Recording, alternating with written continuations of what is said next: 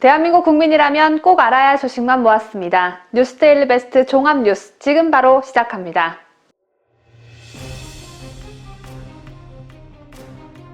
정부가 화이자와 코로나 백신을 추가 계약했다고 했지만 백신 공급 시점을 앞당기는 계약은 아니어서 백신 수급 불안을 잠재우긴 힘들 것이란 전망이 나옵니다. 정부가 최소 단위형 주사기에서 발견된 이물질 사태를 4.7 보궐선거 전에 알았지만 여권 후보에 악영향을 미칠 것을 우려해 알고도 모른 척했다는 의혹이 제기됐습니다. 식약처가 청와대에 보고한 시점부터 국민에게 알려지기까지 상황을 자세히 정리했습니다. 서울 서초경찰서가 더불어민주당 박영선의 선거벽보를 장난으로 훼손한 13살 중학생을 법원으로 송치할 계획이라고 밝혀 논란입니다. 청와대 국민청원 게시판에는 철없는 어린아이가 한 행동인데 소년부로 송치된다니 이게 실화냐며 공산국가냐고 개탄하는 글이 올라왔습니다. 이재명 경기지사가 핀란드와 독일을 예로 들며 재산비례 벌금제를 하자고 주장했습니다. 하지만 핀란드와 독일은 재산비례가 아닌 소득비례 벌금제도를 시행하고 있어 이재명이 재산과 소득을 구분하지 못하는 것 아니냐는 의혹이 제기됐습니다. 이재명이 요즘 배우 김보선 씨와 법정 다툼을 하느라 정신이 오락가락하는 건 아닌지 의심되는 상황입니다. 추미애가 김어준의 뉴스공장에 대해 진실을 말하는 방송 하나라도 있어야 한다며 김어준의 출연료 논란을 더욱 키우고 있어 논란입니다. 김어준의 뉴스공장은 추미애 아들 군효가 미복귀 사건 당시 추미애 아들을 두둔하는 방송을 2주 동안 해댔고 검찰개혁은 추미애라서 가능한 것이라며 추미애를 칭송하는 방송을 여러 차례 한 바 있습니다. 지들끼리 북치고 장구치고 사고치고 덮어주고 잘들 놀고 계십니다.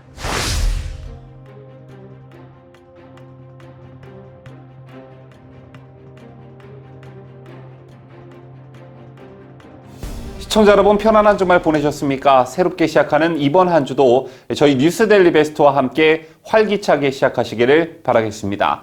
오늘 첫 소식입니다. 정부가 화이자의 코로나19 백신 2천만 명분에 대한 추가 구매 계약을 맺었다고 지난 토요일 발표했죠. 여러분 아시다시피 화이자 백신은 아스트라제네카와 얀센 백신 접종 과정에서 논란이 된 혈전 부작용도 아직 보고되지 않아 상대적으로 안전한 백신으로 평가받는 제품입니다. 이번 계약으로 올해 도입되는 화이자 백신은 3,300만 명분으로 늘었고 이에 따라 우리나라는 집단 면역 형성에 필요한 3,600만 명분의 2.75배인 9,900만 명분의 백신을 확보하게 됐습니다. 이처럼 정부가 화이자와 코로나19 백신을 추가로 계약했다는 소식이 알려지면서 가장 먼저 나온 얘기가 당청, 즉 여당과 청와대가 한숨 돌리게 됐다는 말이었습니다. 그도 그럴 것이 백신 수급 불안과 관련해 여론이 지속적으로 악화되고 있던 상황이었기 때문인데요. 한국갤럽이 지난 20일부터 22일까지 전국 1,003명을 대상으로 조사한 결과 문재인 정부가 코로나 대응을 잘하고 있다는 대답은 43%로 잘못하고 있다는 응답 49%에 못 미쳤습니다. 특히 부정평가를 한 사람들의 절반 이상은 백신 확보와 공급 문제를 이유로 꼽았는데 이처럼 국민의 백신 불신이 커지자 정부가 화이자와 추가 계약을 서둘러 발표한 것으로 보여집니다. 정부가 토요일에 브리핑을 하는 것은 굉장히 이례적인 일이었기 때문이죠. 즉 똥줄이 탔다는 건데 전 국민이 장기화되는 코로나 팬데믹으로 고통을 받고 있는 상황에서 정치적 노선을 떠나 우리 정부가 안전성 높은 백신을 확보했다는 것은 크게 환영할 만한 일입니다. 하지만 초기에 백신을 확보하지 못해 주요국들보다 백신 접종이 늦어지게 됨으로써 국민의 생명과 안전을 제대로 지키지 못한 죄가 없어지는 건 아니겠죠. 이와 함께 이번 화이자와의 추가 계약이 백신 공급 시점을 앞당기는 계약은 아니기 때문에 백신 수급 불안을 잠재우긴 힘들 것이란 지적도 국민 여러분께서 꼭 아셔야 할 대목입니다. 왜 이런 얘기들이 나오는지 오늘 첫 소식 강추천 기자가 보도합니다. 정부는 지난 23일 화이자와 코로나19 백신 2천만 명분 추가 도입 계약을 체결했다고 밝혔습니다. 범정부 백신 도입 태스크포스는 24일 오후 긴급 브리핑을 열고 이 사실을 알렸는데요. 정부가 토요일에 브리핑을 하는 것은 이례적입니다. 청와대 핵심 관계자는 당초 화이자와의 계약을 오늘 발표할 계획도 있었지만 백신에 대한 국민 불신이 큰 것 같아 하루빨리 브리핑을 하게 됐다고 설명했습니다. 하지만 이번 화이자와의 추가 계약이 백신 공급 시점을 앞당기는 계약은 아니기 때문에 백신 수급 불안을 잠재우긴 힘들 것이란 지적이 나오고 있습니다. 백신 수급에 대한 우려가 제기되는 건 상반기에 국내에 들어오는 백신이 적기 때문입니다. 또 정부의 이 같은 발표에도 불구하고 국민들의 정부에 대한 의심은 계속되고 있는 상황입니다. 문재인이 화상통화까지 하며 확실시 된다던 2분기에 도입될 예정이었던 모더나 백신이 하반기로 미뤄진 학습 효과 때문입니다. 윤희석 국민의힘 대변인은 전날 구두 논평에서 추가 계약 체결이나 확보라는 두루뭉술한 말을 그동안 수없이 들어왔다며 물량이 언제 공급되는지 정부가 날짜를 특정해 발표해야 한다고 밝혔습니다. 또 전 세계적으로 백신 쟁탈전이 벌어질 정도로 수급 환경이 시시각각 변하고 있어 하반기 도입이 예정된 백신도 안심할 수 없다는 지적도 나오고 있습니다. 혈전증 논란에 세계적으로 화이자 백신 선호도가 높아지고 있는 상황에서 유럽연합은 이미 2022년부터 2023년 접종할 화이자 백신 확보에 나선 상황입니다. 이 밖에도 앞으로 변이 바이러스가 확산되면 면역 효과 증진을 위한 추가 접종 수요가 더 늘 수도 있다는 점도 불안 요소 중 하나입니다. 자유대한민국을 수호하는 유대배 강추천입니다. 청와대는 3분기 4천만 명분, 4분기 4,500만 명 등 3분기 이후 도입 물량은 충분하다고 보고 있는 것으로 전해졌습니다. 다만 2분기가 문제인데요. 아스트라제네카와 얀센 백신의 혈전 생성 여파로 2분기 국내 백신 공급이 더딘 상황이기 때문입니다. 6월까지 공급받기로 확정된 물량은 약 904만 명분인데 정부가 목표로 하는 상반기 1,200만 명 접종을 달성하려면 여전히 300만 명분이 부족한 실정입니다. 때문에 백신 보릿고개라는 말이 나오고 있는 건데요. 이런 상황에서 다음 달 문재인과 바이든의 한미 정상회담이 예정되어 있죠. 이 자리에서 문재인은 조 바이든 미국 대통령과 2분기 백신 수급 방안을 중점적으로 논의할 것으로 관측이 되고 있는데 상황은 녹록지 않아 보입니다. 보도에 김자유 기자입니다. 올해 3분기 코로나19 화이자 백신 2천만 명분 추가 도입 계약으로 한숨 돌린 청와대가 2분기 물량 확보에 주력할 전망입니다.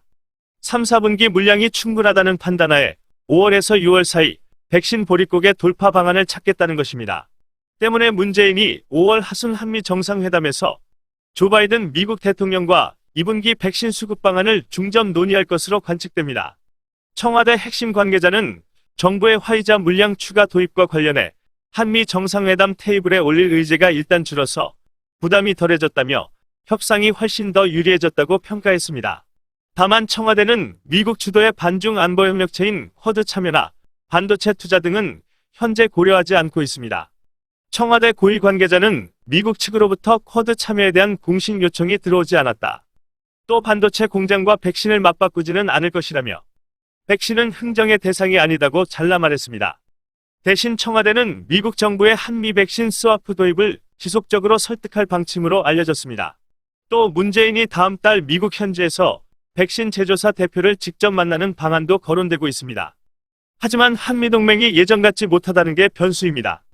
조 바이든 미국 대통령은 기후 정상회담을 마치며 가장 좋은 친구라며 일본을 제일 먼저 불렀지만 한국은 남미 국가에 이어 남아공 다음 마지막으로 언급됐습니다. We also heard encouraging news announcements from Argentina, Brazil, South Africa, and South Korea.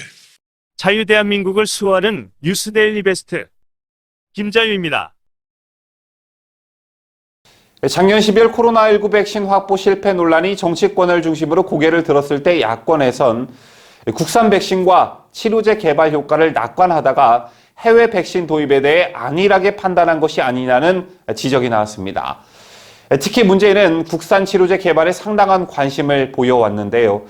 문재인은 작년 10월 15일 코로나19 백신 치료제 개발 현장 간담회에서 개발 과정이 순조롭게 진행이 된다면 치료제는 올해 안에 본격적인 생산을, 백신은 내년까지 개발 완료를 기다릴 수 있게 됐다고 말한 바 있습니다. 문재인의 예상대로라면 치료제는 작년 말부터 생산에 들어가야 했고 백신은 올해 안에 나와야 했습니다. 하지만 이런 문재인의 근거 없는 자신감과는 달리 국내 회사 여러 곳에서 국산 코로나19 백신을 개발하고 있지만 아직 임상 3상까지 진입한 곳이 없어 국산 백신 보급까지는 상당한 시일이 소요될 전망입니다. 25일 중앙방역대책본부에 따르면 SK 바이오사이언스와 제넥신, 진원 생명과학, 셀리드, 유바이오로직스 5곳이 백신 임상 계획을 승인받아 시험을 진행하고 있습니다. 이 중 제넥신의 DNA 백신, 셀리드의 바이러스 전달체 백신은 최근 임상 2상 시험 단계에 진입했습니다. SK 바이오사이언스의 합성 향원 백신, 유바이오로직스의 합성 향원 백신, 진원 생명과학의 DNA 백신은 아직 1상 임상 시험을 진행 중인데요. 이들 백신은 올 하반기 3상 진입을 목표로 하고 있습니다.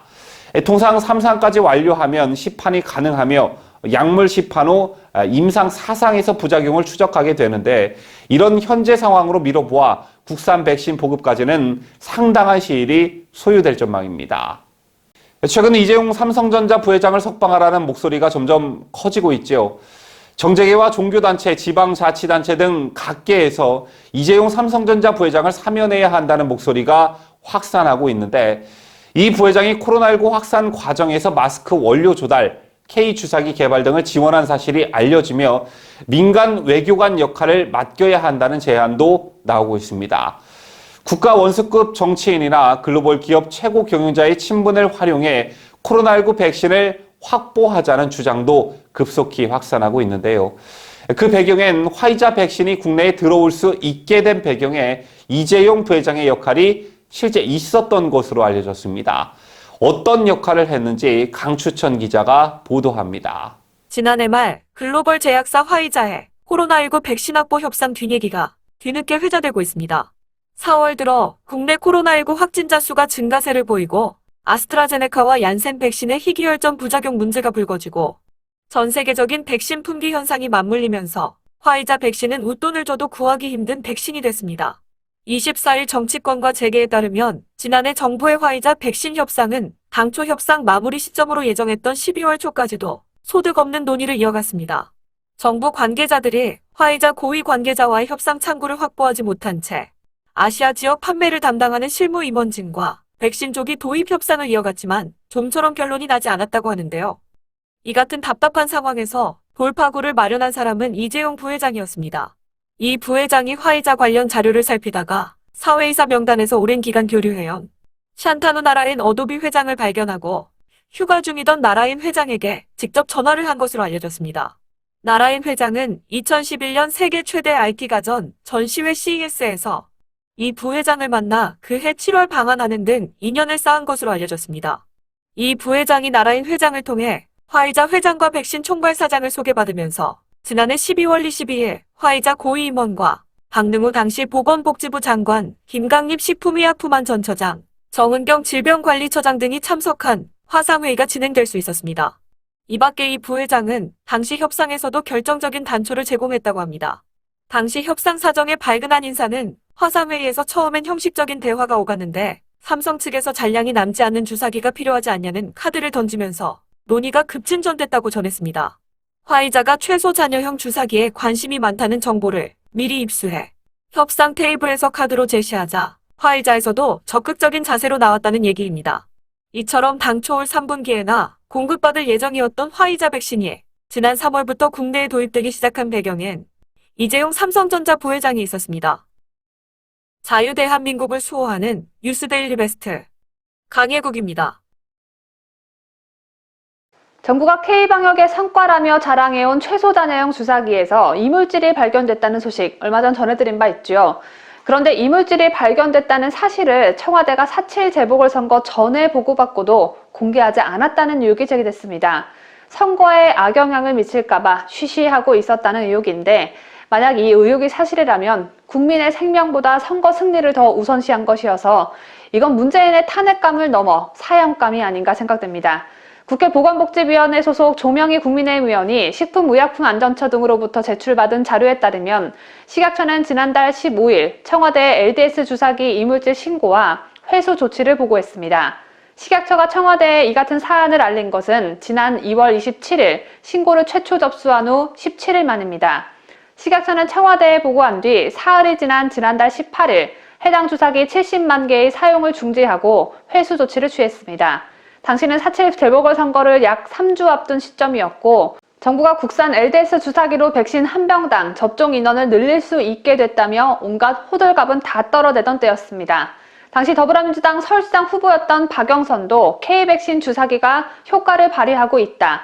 K주사기로 백신 접종의 속도를 높이는 데 기여했다는 등 홍보에 적극적이었고 선거 유세에 적극 활용하는 모습이었습니다. 그러나 이물질 문제로 LDS 주사기들이 회수된 사실은 재보궐선거 열흘 뒤인 이달 17일에서야 언론 보도를 통해 알려졌습니다.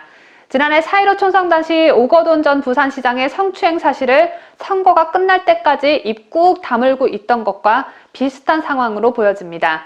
자신들에게 불리한 건 어쩌면 이렇게 완벽하게 은폐할 수 있는지 이들의 치밀함은 세계 최고 수준으로 인정해줘야 할 듯합니다.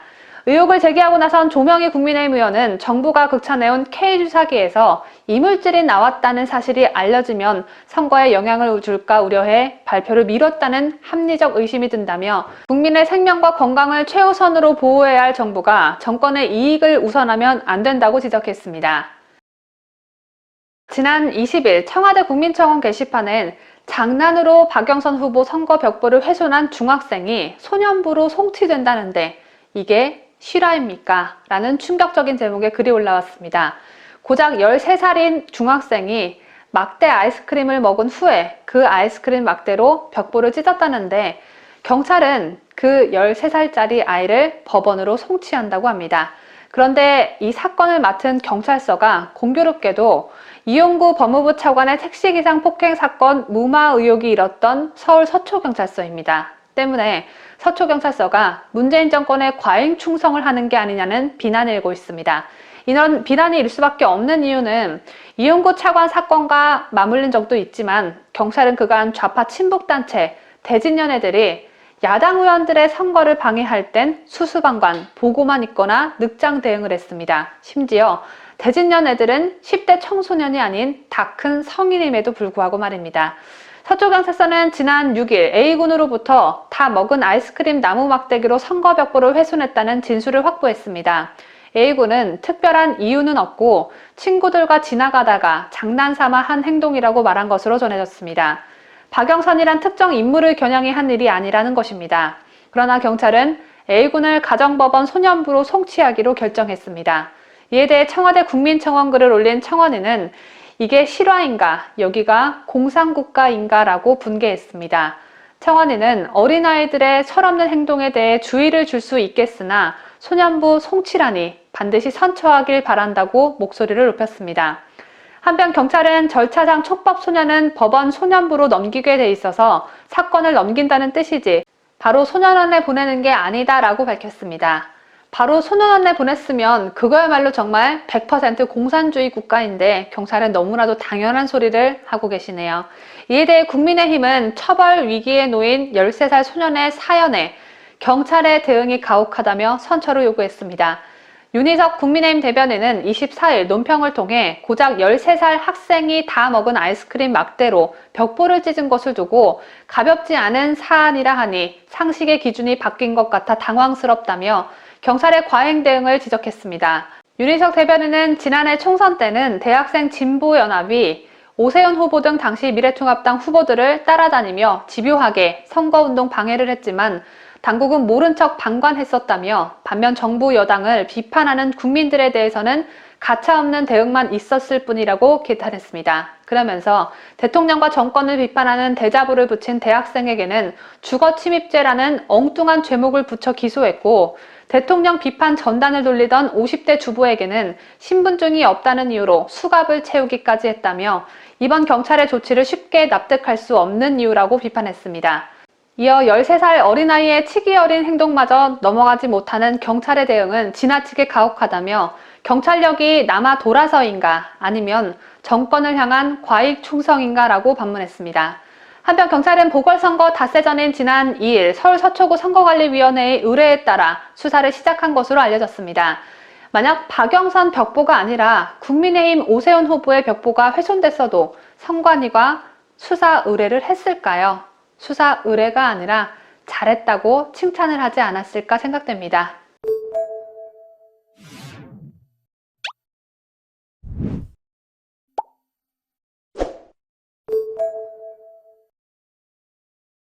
남자라면 쌀 한 가마니라도 보내야 하는 것 아닌가라는 지적을 배우 김부선 씨에게 받았던 이재명 경기지사가 김부선 씨에게 쌀은 보내지 않고 선진국들을 모방하는 정책들을 쏟아내고 있습니다.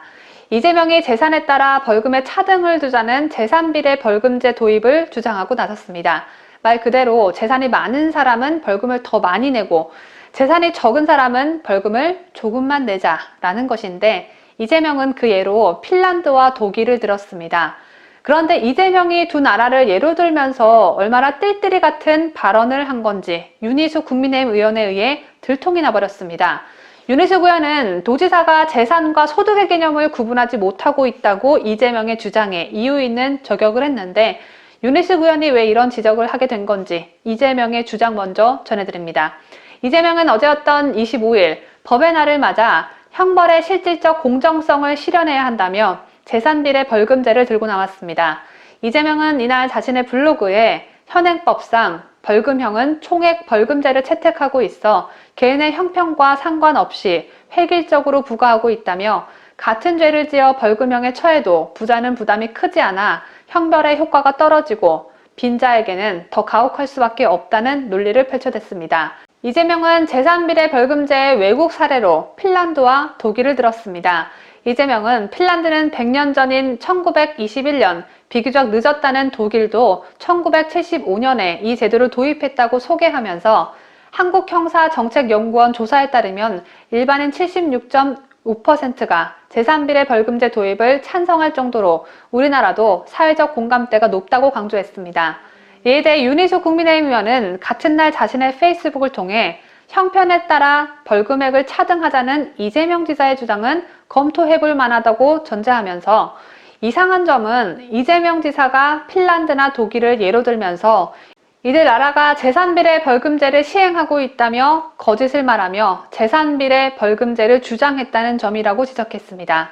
윤 의원은 핀란드의 벌금 차등제는 소유 재산이 아닌 소득에 따른 차등이라고 설명했습니다.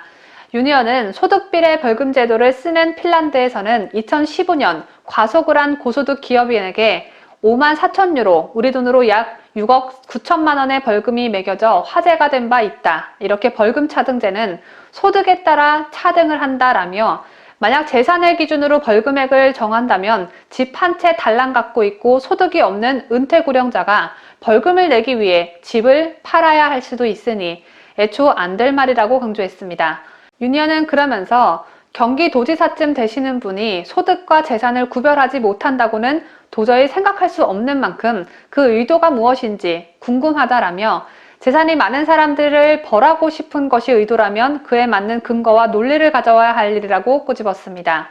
이재명이 재산이 많은 국민들의 돈을 뜯어내고자 하는 그 열정적인 욕구 때문에 소득이 재산 같고 재산이 소득같이 느껴진 것일까요? 재산이 변동됐을 시 어느 시점을 기준으로 벌금의 액수를 비례할 건지, 또 부동산 소유자의 경우 부동산 값은 어느 기준으로 책정할 건지 이런 기초적인 부분만 따져봤더라도 재산과 소득을 쉽게 구별해낼 수 있었을 텐데 이 정도 수준의 사람이 여권의 대선 주자 1위 자리를 차지하고 있다니 참 개탄스럽지 않을 수 없습니다.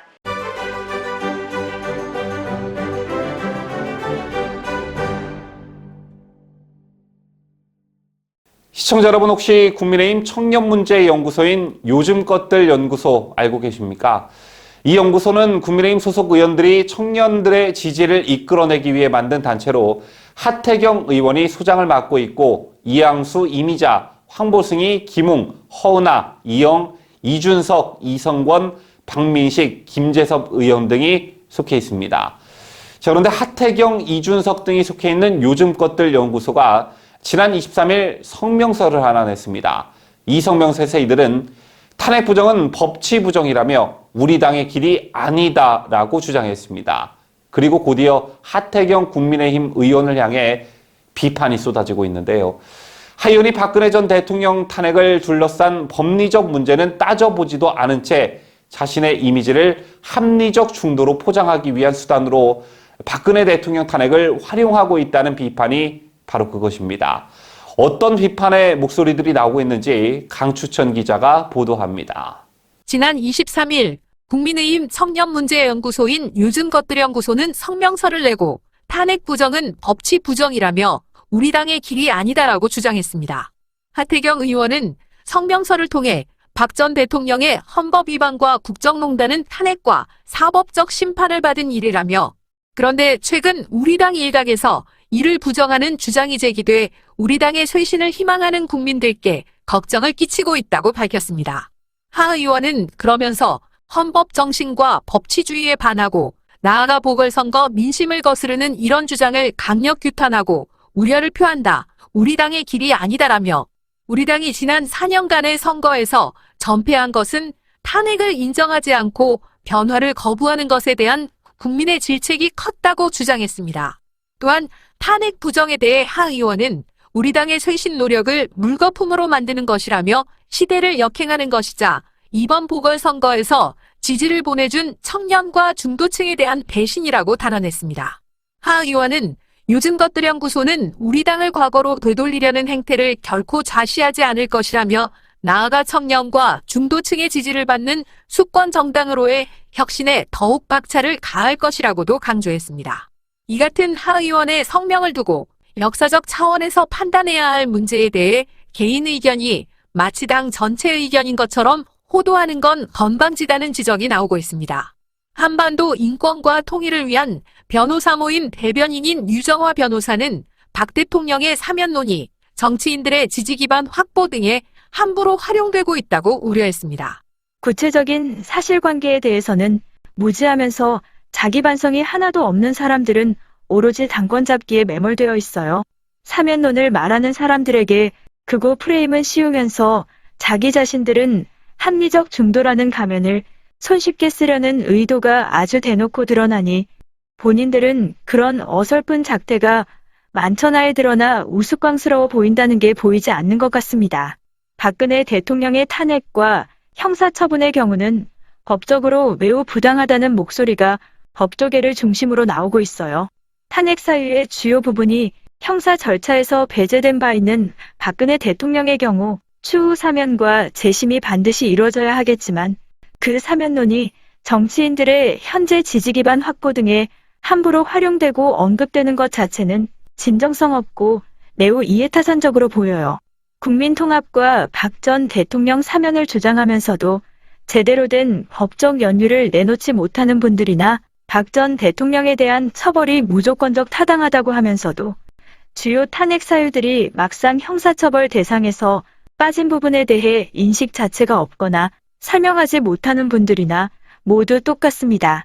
양쪽 모두 제대로 된 숙고를 전제로 하지 않을 것이라면 사면에 대한 논의 자체가 공중누각과 같은 헛발질이나 마찬가지입니다. 우리공화당 조원진 대표는 하 의원을 향해 과연 헌법재판소 판결과 박 전 대통령 형사재판 판결, 고영태 녹취록 등을 확인이나 해봤는지 의문이라며, 대통령 선거에 나오기 위해 탄핵의 진실을 외면하지 말아라. 더 이상 분노한 국민들을 아프게 하지 말기 바란다고 말했습니다. 이 밖에도 황태순 정치평론가 역시 당시 헌법재판관 8명이 사실상 사회적 분위기에 겁을 먹고 정치적 판단을 한 것이라며, 그 8명 모두 법과 양심에 따라 재판을 했다고 답하지 못할 것이라고 잘라 말했습니다.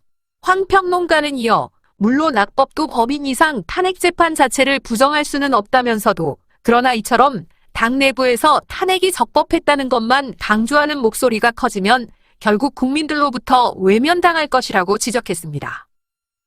자유대한민국을 수호하는 유대배 강추천입니다. 여러분 생생히 기억하고 계시다시피 트럼프 전 대통령은 문재인이 가장 자주 만나고 통화한 외국 정상입니다. 두 사람은 3년 8개월간 무려 9차례 정상회담을 갖고 전화통화도 최소 25차례나 했는데요. 제처럼 밀접했던 두 사람이 척을 지게 됐습니다. 지난 주말 언론에 보도된 대로 문재인이 먼저 트럼프 대통령은 변죽만 올렸다며 뒤통수를 때리자 트럼프 전 대통령이 이례적으로 성명을 내고 김정은은 문재인을 존중한 적이 없다. 문재인은 나약해 했다는 말로 맞받아쳤습니다. 저는 문재인이 굉장한 실수를 저질렀다고 보는데요. 먼저 트럼프 전 대통령은 전직 대통령이지만 다음 대선에서 연임을 시도할 가능성이 있죠. 즉 과거의 미국 대통령이 아닌 미래의 미국 대통령이 될 수도 있는 사람을 적으로 만든 건 외교적으로 큰 실수가 아닐 수 없습니다.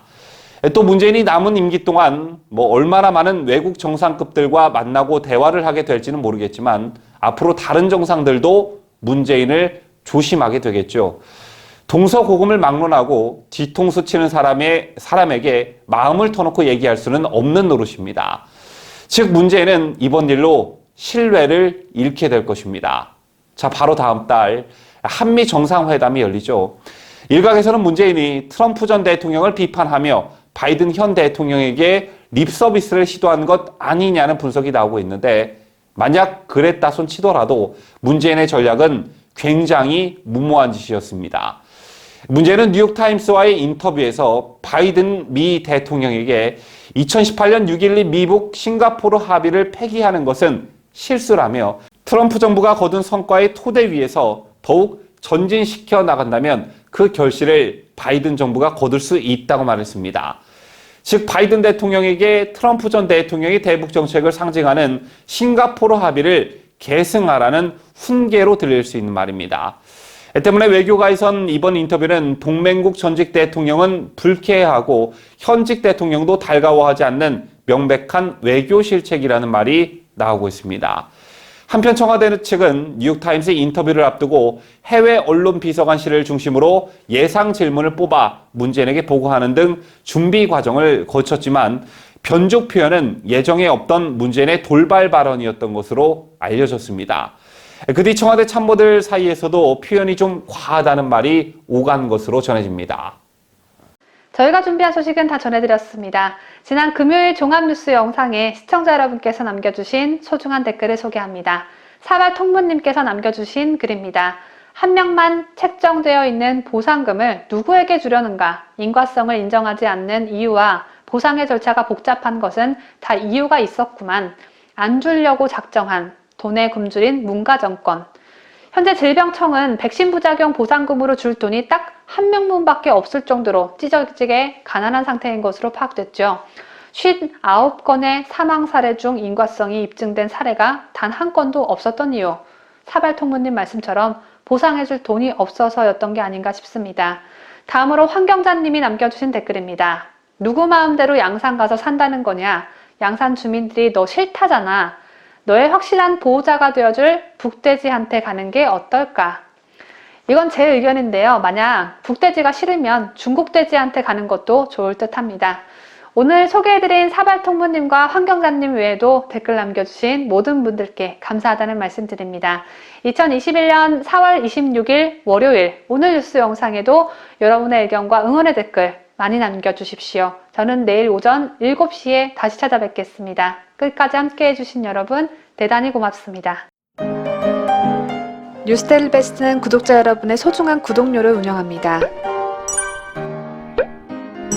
여러분의 자발적 구독료 참여를 기다립니다.